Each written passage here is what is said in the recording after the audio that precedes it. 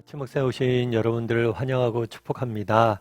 오늘은 또 이렇게 하루에 첫 시간 하나님과 함께 시간을 교역하시 하나님께 감사드리고요. 또 이렇게 하나님과 첫 시간을 우리가 드렸을 때 하나님께서 우리의 인생을 더욱더 아름답게 사용하실 줄 믿습니다. 특별히 오늘은 이번 한 주간의 마지막 날인데요. 오늘 하루 잘 마무리하고 또 힘차게 또 즐거운 주말을 맞이했으면 좋겠습니다. 우리 계속해서 사사입다라는 제목을 가지고 입다라는 사사에 대해 좀 더 살펴봤으면 좋겠는데요. 오늘은 사사기 12장 1절부터 7절까지 말씀을 좀 살펴봤으면 좋겠습니다. 우리 1절 말씀 같이 한번 읽어볼까요? 같이 읽도록 하겠습니다. 에브라임 사람들이 모여 북쪽으로 가서 입다에게 이르되 내가 암몬 자손과 싸우러 건너갈 때에 어찌하여 우리를 불러 너와 함께 가게 하지 아니하였느냐. 우리가 반드시 너와 내 집을 불사르리라 하니. 예, 오늘 에브라임 사람들이 모여 북쪽으로 왔다라고 이야기를 하죠. 에브라임 같은 경우에는 유다는 이스라엘은 12지파로 구성되어 있는데 이 12지파 중에 하나예요. 그리고 조금 큰 지파라고 알려져 있습니다. 그 인원수가 많고 땅도 크고 그런 지파로 알려져 있어요. 그런데 에브라임 지파의 사람들이 모여서 입다에게 찾아왔습니다. 그럼 입다에게 찾아온 이유가 뭐라고 그랬을까요? 무엇이었을까요? 입다에게 뭐라고 얘기했냐면 내가 암몬 자손과 싸우러 건너갈 때, 그러니까 그 당시 이스라엘 백성들은 암몬 자손의 지배를 받고 있었어요. 그런데 하나님께서 입다를 사사로 세워서 이 암몬으로부터 이스라엘을 구원합니다. 그런 전쟁이 끝난 다음의 이야기예요. 입다에게 뭐라고 얘기했냐면 네가 암몬 자손으로 싸우러 갈 때 어찌하여 우리를 불러 함께 가지 아니하였느냐 따지는 거죠. 암몬 자손과 전쟁에 승리했습니다. 그런데 뭐라고 얘기하는 거냐면 왜 너 암몬 자손과 전쟁할 때 우리를 불러가지 않았어? 라고 이야기를 해요. 그런 다음에 뭐라고 그러냐면 우리가 반드시 너와 내 집을 불사를 것이다. 협박하는 거죠. 자신을 데려가지 않았다고 부르지 않았다고 협박하는 것입니다. 참 그렇다면 이에 대한 입다의 반응은 어땠을까요? 우리 2절과 3절 말씀 같이 한번 읽어볼까요? 같이 읽도록 하겠습니다. 입다가 그들에게 이르되 나와 내 백성이 암몬 자손과 크게 싸울 때에 내가 너희를 부르되 너희가 나를 그들의 손에서 구원하지 아니한 고로 나는 너희가 도와주지 아니하는 것을 보고 내 목숨을 돌보지 아니하고 건너가서 암몬 자손을 쳤더니 여호와께서 그들을 내 손에 넘겨 주셨거늘 너희가 어찌하여 오늘 내게 올라와서 나와 더불어 싸우고자 하느냐 하니라. 입다가 이야기하죠. 무슨 이야기를 해요? 무슨 이야기를 합니까? 너희가 이게 말도 안 되는 소리 하지 말라는 거죠. 왜 그렇죠? 암몬 자손과 싸울 때 어떻게 했다고 그랬어요? 내가 너희를 불렀어요. 그리고 함께 나가서 싸우자 그랬습니다. 그런데 도와주지 않았다라고 이야기를 해요. 다르게 얘기하면 입다는 이 에브라임 사람들에 대한 위선을 지적을 하죠. 너희가 어떻게 전쟁 전에 내가 함께 싸우자, 우리를 도와달라 이야기했을 때 그렇게 침묵하다가 이제 와서 자신들을 부르지 않았다고 전쟁이 끝나니까 우리가 승리가 하고 나니까 이제서야 자신들을 부르지 않았다고 나한테 이야기할 수 있느냐라고 말하는 거죠. 사실 맞는 얘기죠. 정말 에브라임 사람들의 위선에 대해서 입다는 명확히 지적을 한 거예요. 사실 이 에브라임 사람들은 그랬던 거죠. 전쟁 나기 전에 뭐 했던 거예요? 두려웠던 거죠. 전쟁에서 이길 수 없음을 알기 때문에 전쟁에 참전하기 두려웠던 거예요. 그런데 전쟁을 막상 이기고 나니까 뭐예요? 전리품에 관심이 생긴 거죠. 자신들이 소외된 것 같은 거죠. 그래서 이렇게 찾아온 거죠. 이 부분에 대해서 입다는 명확히 이야기하는 겁니다. 그런데 입다가 이렇게 에브라임 사람들의 위선에 대해서 명확히 지적한 것까지는 좋았어요. 그런데 그 다음 입다의 반응이 이상합니다. 우리 4절 말씀 같이 한번 읽어볼까요? 같이 읽도록 하겠습니다. 입다가 길앗 사람들을 다 모아오고 에브라임과 싸웠으며 길앗 사람들이 에브라임을 쳐서 무찔렀으니 이는 에브라임의 말이 너희 길앗 사람은 본래 에브라임에서도 도망한 자로서 에브라임과 므낫세 중에 있다 하였습니다. 입다가 어떻게 했냐면 길르앗 사람들 다 모아서 뭘 한 거예요? 에브라임 사람과 싸웠어요. 그리고 그들을 무찔렀어요. 그래서 결국에 에브라임 사람들이 입다에게 와서 협박을 했죠. 그 결과는 어떻게 됐어요? 입다가 길르앗 사람들을 모아서 에브라임 사람들 쳐서 나중에 성경의 기록 보면 4만 명이 넘는 사람들이 죽었다라고 기록되어져 있습니다. 엄청난 비극이죠. 엄청난 아픔이죠. 여러분 그렇다면 성경 이야기를 왜 적어놨을까요? 여러분들은 이 이야기를 보면서 어떤 생각이 드세요? 에브라임 사람들, 물론 에브라임 사람들 나쁜 사람들입니다. 그 사람들은 정말 정직하지 않은 사람들이고 위선적인 사람들이죠.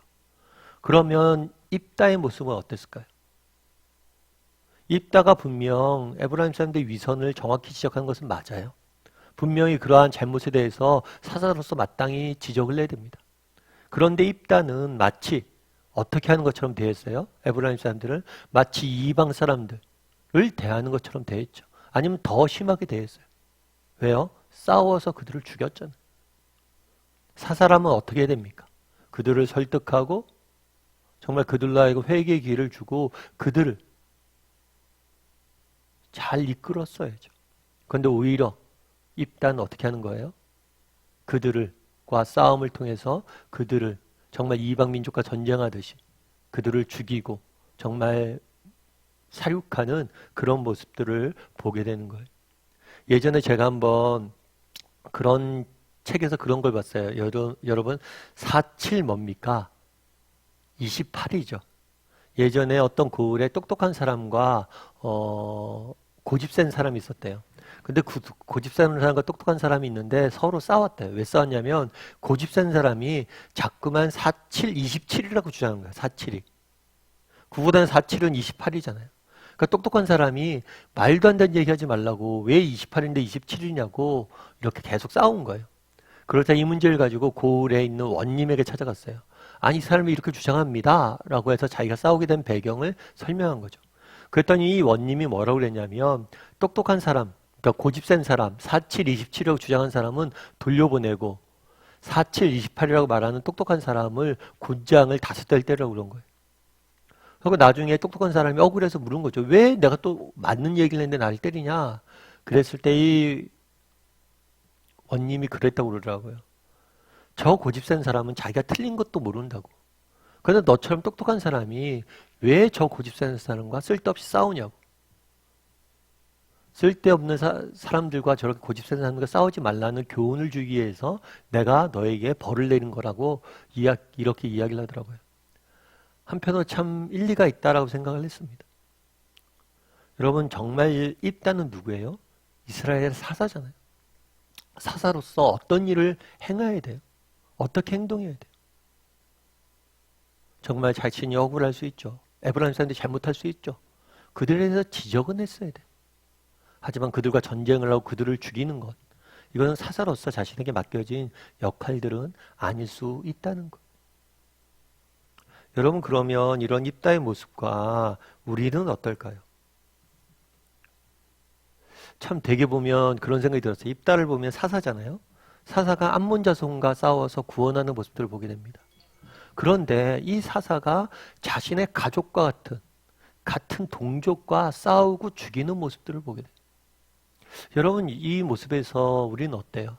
우리와 무관한 모습인가요? 저는 오늘 입다의 모습을 보면서 그런 생각이 들더라고요. 참 우리가 가지고 있는 비극 중에 하나는 뭐냐면 가까운 사이가 더 많은 상처를 주고 아픔을 받는 경우들이 많다는 거예요. 그렇잖아요. 오늘도 보면 얼마나 가까운 사이에 한 민족이고 한 백성이고 한 가족이다 이야기했던 사람들이죠. 그런데 왜 이렇게 문제가 생겼냐는 거예요. 그런데 우리도 살다 보면 그런 경우들이 많아요. 가까운 사람들 사이에 더 큰 아픔과 상처를 받는 경우들이 많습니다.